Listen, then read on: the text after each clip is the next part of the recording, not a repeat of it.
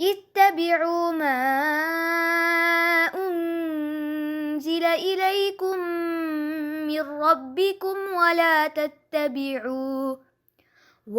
تتبعوا من دونه نحمده ونصلي على رسوله الكريم اما بعد فاعوذ بالله من الشيطان الرجيم بسم الله الرحمن الرحيم رب اشرح لي صدري ويسر لي امري واحلل عقدة من لساني يفقهوا قولي وَإِلَى مَدْيَنَ أَخَاهُمْ شُعَيْبًا، اور مدین والوں کی طرف ان کے بھائی یعنی مدین والوں کے بھائی شعیبہ شعیب علیہ السلام کو بھیجا۔ مدین کا علاقہ حجاز کے شمال مغرب اور فلسطین کے جنوب میں بحر احمر یعنی ریڈ سی اور خلیج عقبہ کے کنارے پر تھا۔ یہ قوم بہت بڑی تجارت پیشہ قوم تھی، آج کی زبان میں آپ یوں کہیں بزنس کمیونٹی تھی۔ اہل مدین حضرت ابراہیم علیہ السلام کی اولاد میں سے تھے۔ ان کے ایک بیٹے مدیان سے منسوب تھے۔ پہلے زمانے میں جو مختلف بستیوں یا علاقوں کے نام رکھے گئے ان میں سے بعض انسانوں کی طرف بھی منسوب ہوئے۔ مثلا آپ کے ہاں بھی جیسے فیصل آباد تو وہ شاہ فیصل کی طرف منسوب، اسی طرح کئی شہروں کے نام، کئی علاقوں کے نام انسانوں کے ناموں پر رکھے جاتے ہیں۔ تو انہی سے منسوب مدیان سے مدین کا یہ علاقہ مشہور ہوا۔ اس قوم کے اندر 500 سال تک تقریباً خیر اور بھلائی باقی رہی، لیکن اس کے بعد ان کے اندر بگاڑ آ گیا۔ شعیب علیہ السلام کے ظہور کے وقت ان کی حالت ایک بگڑی ہوئی مسلمان قوم کی سی تھی، یعنی یہ لوگ مسلمان تھے لیکن بگڑے ہوئے۔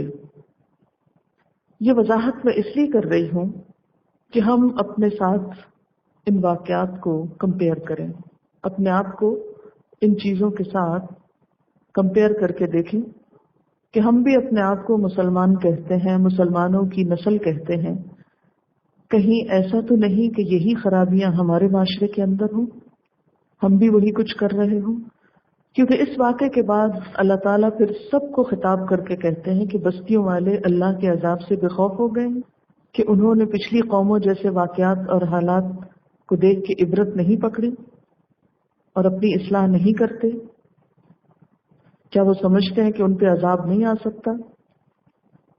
تو یہ واقعہ جس قوم کا پڑھ رہے ہیں، یہ قوم کوئی کافر قوم نہیں تھی، بلکہ بگڑی ہوئی مسلمان قوم تھی جس کے پاس ایک پیغمبر آئے ان کی اصلاح کے لیے۔ ان کا نام شعیب تھا۔ قال، انہوں نے کہا، یا قوم اعبدوا اللہ، اے میری قوم اللہ کی عبادت کرو۔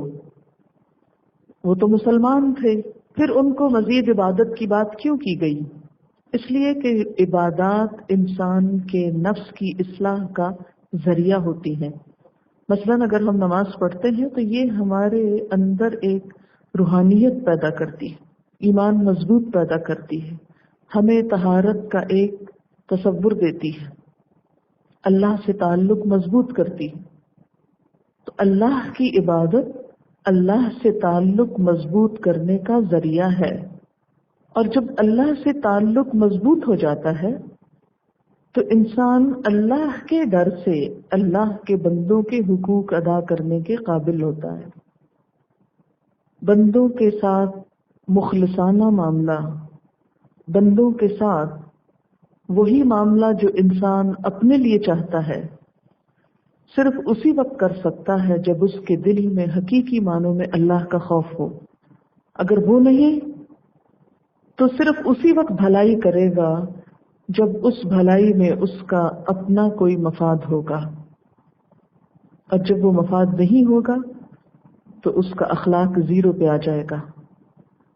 لیکن جو شخص اللہ سے ڈرتے ہوئے بندوں کے ساتھ بھلائی کرے، اس کی یہ بھلائی کسی مفاد کے تابع نہیں ہوتی۔ اس کی مسکراہٹ کوئی پروفیشنل مسکراہٹ نہیں ہوتی، اس کا کوئی بھی اچھا کام صرف کسی دنیا کے فائدے کے لیے نہیں ہوتا، وہ اس سے آگے بڑھ کر اپنے رب کی رضا چاہتا ہے. وہ ہر چھوٹے سے چھوٹے اور بڑے سے بڑے کام میں اپنی نگاہیں بلند رکھتا ہے، دنیا کے حقیر فائدوں پر ہی نہیں. اسی لیے پیغمبروں نے آ کر سب سے پہلے جو لوگوں کو سکھایا اخلاق اور تمیز سے پہلے، وہ کیا تھا؟ لوگوں اللہ سے جڑ جاؤ، اللہ کو اپنا الہ مانو. ما لکم من الہ غیرہ، تمہارے لیے اس کے سوا کوئی الہ نہیں، کوئی معبود نہیں. قد جاءتکم بینۃ من ربکم، تمہارے پاس تمہارے رب کی طرف سے واضح نشانی آ چکی ہے، واضح تعلیم آ چکی ہے. بینۃ روشن دلیل، صاف صاف باتیں، صاف صاف احکامات، دلائل، سب کچھ بتایا جا چکا ہے. فَأَوْفُوا الْكَيْلَ وَالْمِيزَانَ، پس پورا کرو ناپ اور تول کو، ناپ اور تول پورا کرو. یعنی عبادت کے بعد سب سے بڑی تعلیم جو انہیں دی گئی وہ ان کی تجارت میں ناپ تول کی خرابی کو دور کر کے اس کی اصلاح کی طرف توجہ تھی. فَأَوْفُوا الْكَيْلَ وَالْمِيزَانَ، کیونکہ تجارت پیشہ قوم تھی، اس لیے کیا کہا گیا کہ ناپ اور تول پورا کرو. وَلَا تَبْخَسُوا النَّاسَ أَشْيَاءَهُمْ، اور لوگوں کو ان کی چیزیں کم کر کے نہ دو. تبخسو کا لفظ بے خے سین سے ہے، بخس. بخس کا لفظی معنی ہوتا ہے کسی کے حق میں کمی کر کے نقصان پہنچانا. یہ حقوق انسانی میں کمی بھی ہے. اس میں کسی کی عزت میں کمی کرنا، اس کی عزت اور آبرو پہ حملہ کرتے ہوئے، مثلا کسی کو گالی دینا، کسی بڑے کو اس کا مقام نہ دینا، والدین کو ان کا حق نہ دینا، یا کسی بھی اعتبار سے جو کوئی بڑا ہے عمر میں یا علم میں یا مرتبے میں، اس کو ذلیل کرنا. اسی طرح جس کی اطاعت واجب ہے اس کی بات نہ ماننا، جیسے اولو الامر، یہ بھی ان کا حق کم کرنا ہے. اسی طرح عبادات میں کمی. وَلَا تَبْخَسُوا النَّاسَ أَشْيَاءَهُمْ، لوگوں کے اندر ان کے حقوق میں کمی نہ کرو. آپ صلی اللہ علیہ وسلم نے حجۃ الوداع کے موقع پر انسانوں کی آبرو، جان اور مال، ہر چیز کو واجب الاحترام قرار دیا تھا. تو لوگوں کی چیزوں میں صرف مال نہیں بلکہ سب چیزیں جو ان کے حقوق سے متعلق ہیں وہ آ جاتی ہیں، لیکن خاص طور پر ناپ تول. لوگوں کو ان کی چیزیں کم مت دو.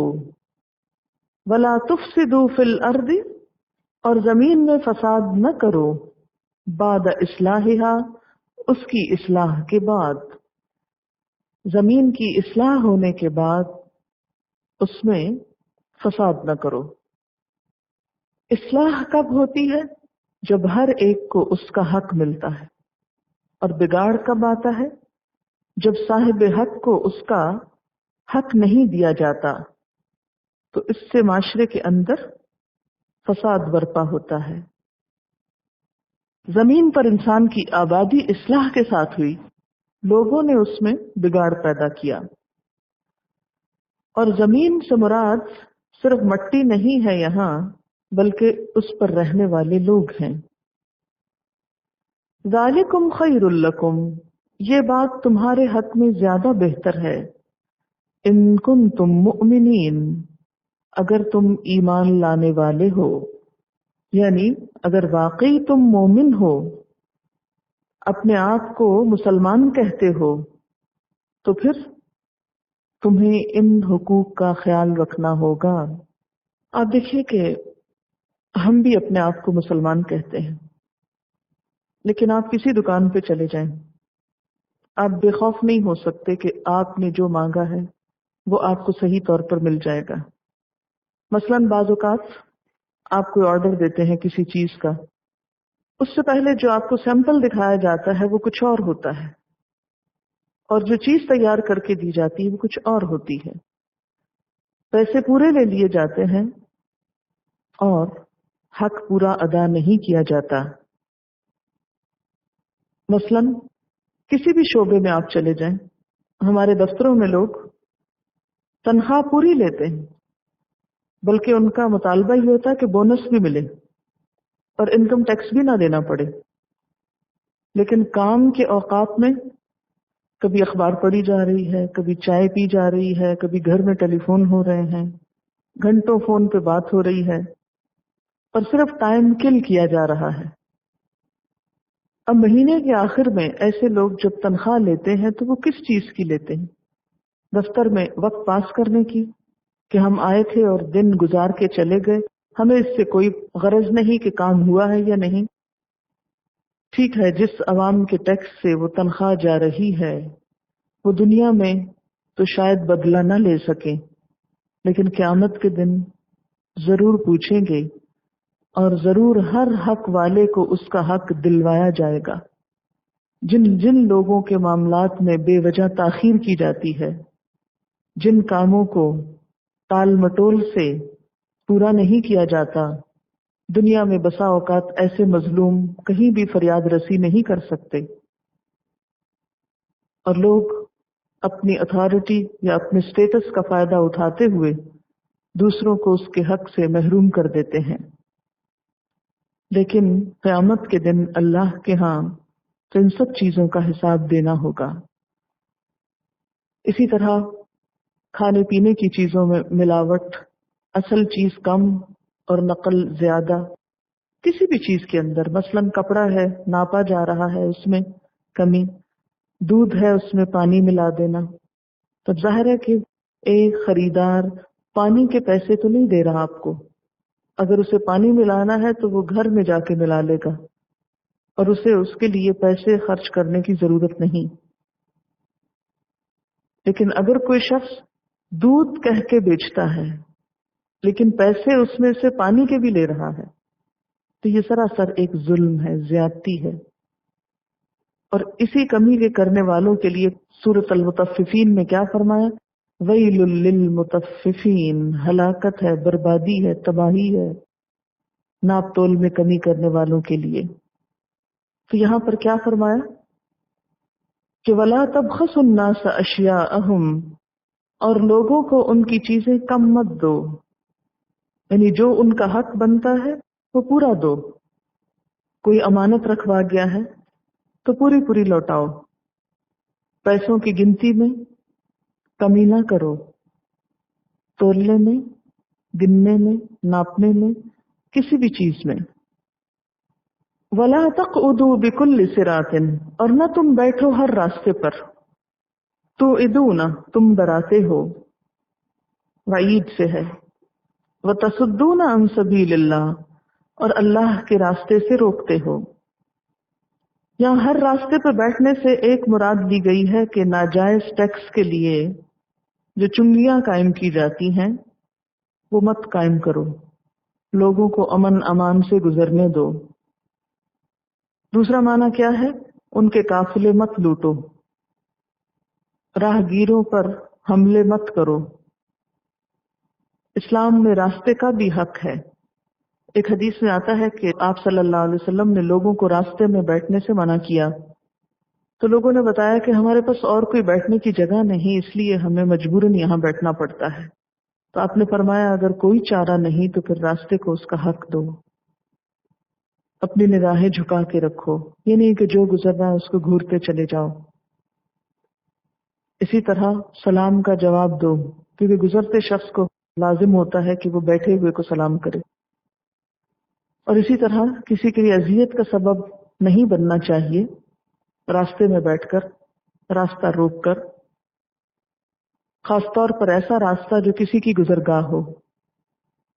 مثلاً آپ میں سے بھی بہت سے قرآن پڑھنے والے بسا اوقات جب لیٹ آتے ہیں تو بالکل دروازے میں بیٹھ جاتے ہیں، یہ سوچ کر کہ شاید سب سے آخر میں وہی پہنچے ہوں اور اس کے بعد کسی اور کو یہاں سے نہیں گزرنا۔ یہ بھی ایک بہت ناروا بات ہے۔ کوئی بھی جگہ جو رستے میں پڑتی ہو، کہیں پر بھی، یہاں یا کہیں اور، بعض اوقات لوگ دروازے میں کھڑے ہو کر باتیں شروع کر دیتے ہیں اور پیچھے بہت سارے لوگ رک جاتے ہیں۔ بعض اوقات دروازے میں کھڑے ہو کر جوتے پہننا شروع کر دیتے ہیں، جس کی وجہ سے بہت سے لوگ تکلیف اٹھاتے ہیں۔ تو کسی کا بھی راہ روکنا ایک ناپسندیدہ بات ہے، گناہ کی بات ہے، اذیت کی بات ہے۔ یہ اس بات کی علامت ہے کہ ایسا انسان مینرز سے خالی ہے، اسلامی اخلاق اور آداب سے بے بہرا ہے۔ پھر اسی طرح اگر راستے میں بیٹھنے کی کوئی ضرورت ہو ہی کہ اس کے بغیر چارہ نہ ہو، تو گزرتوں کو تکلیف دینا تو اس سے بھی بڑا گناہ ہے، جس سے یہاں خاص طور پر منع کیا جا رہا ہے۔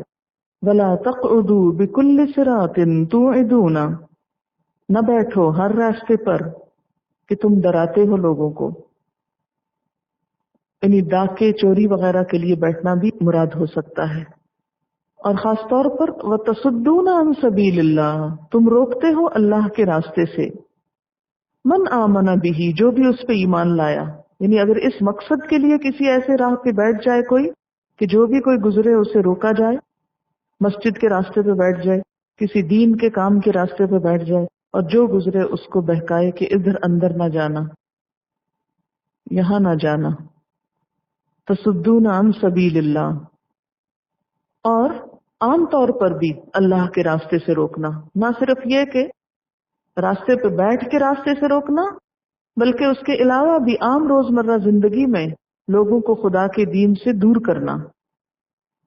من آمن بہ، جو بھی اس پہ ایمان لائے، وتبغونہا عوجا، اور تم اس میں ٹیڑھا پن تلاش کرتے ہو، یعنی دین میں نقص نکالتے ہو تاکہ لوگ اس سے بدظن ہو جائیں اور کوئی دین کی طرف نہ آئے۔ وَاذْكُرُوا، اور یاد کرو، اذ کنتم قلیلا، جب تم تھوڑے تھے، فکثرکم، تو اس نے تم کو زیادہ کر دیا، یعنی تمہاری کثرت ہو گئی، عددی اعتبار سے، تعداد کے اعتبار سے تم زیادہ ہو گئے۔ وانظروا، اور دیکھو، کیف کان عاقبۃ المفسدین، کس طرح ہوا انجام فساد کرنے والوں کا، یعنی پچھلی اقوام کو دیکھو کہ جنہوں نے اللہ کی نافرمانی کی تو وہ ایمان کے دعوے کرنے کے باوجود تباہ ہو گئے۔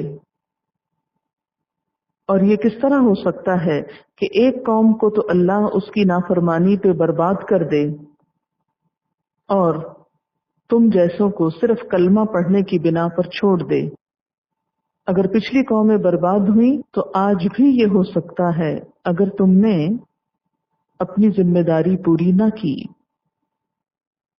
وَإِنْ كَانَ طَائِفَةٌ مِّنْكُمْ آمَنُوا بِالَّذِي أُرْسِلْتُ بِهِ وَطَائِفَةٌ لَّمْ يُؤْمِنُوا فَاصْبِرُوا حَتَّى يَحْكُمَ اللَّهُ بَيْنَنَا وَهُوَ خَيْرُ الْحَاكِمِينَ، اگر تم میں سے ایک گروہ اس تعلیم پر جس کے ساتھ میں بھیجا گیا ہوں ایمان لاتا ہے اور دوسرا نہیں لاتا تو صبر کے ساتھ دیکھتے رہو یہاں تک کہ اللہ ہمارے درمیان فیصلہ کر دے۔